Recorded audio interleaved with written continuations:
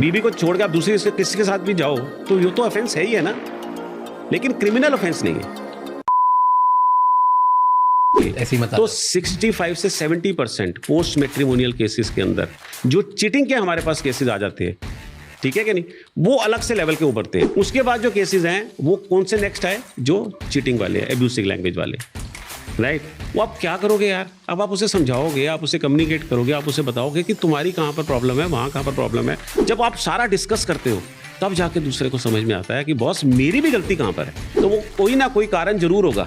नहीं, ऐसे बहुत लोग ऐसे भी चीट कर लेते हैं। बहुत कम, नॉट इवन 5%, जिनको अपने चक्कर चलाने हैं, जिनको ये एडम जो करके बैठे हुए हैं कि मैंने तो इसके ऊपर रूल करना ही करना है। 55% married people in India said they have cheated on their partner. Out of them, women are more.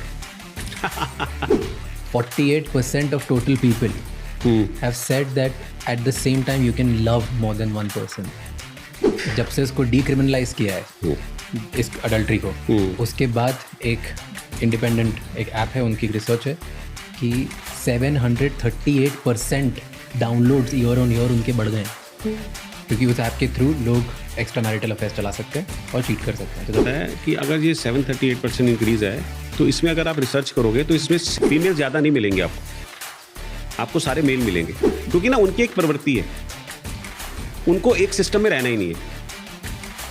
Females की वो प्रवृत्ति नहीं है, उनकी सोच बड़ी क्लियर है कि यार ये मैंने करना है, ये मैंने नहीं करना है, ये मैं कंट्रीब्यूट करूंगी, ये मैं कंट्रीब्यूट नहीं करूंगी। बीबी को छोड़ के आप दूसरी किसी के साथ भी जाओ तो ये तो ऑफेंस है ही है ना, लेकिन क्रिमिनल ऑफेंस नहीं है।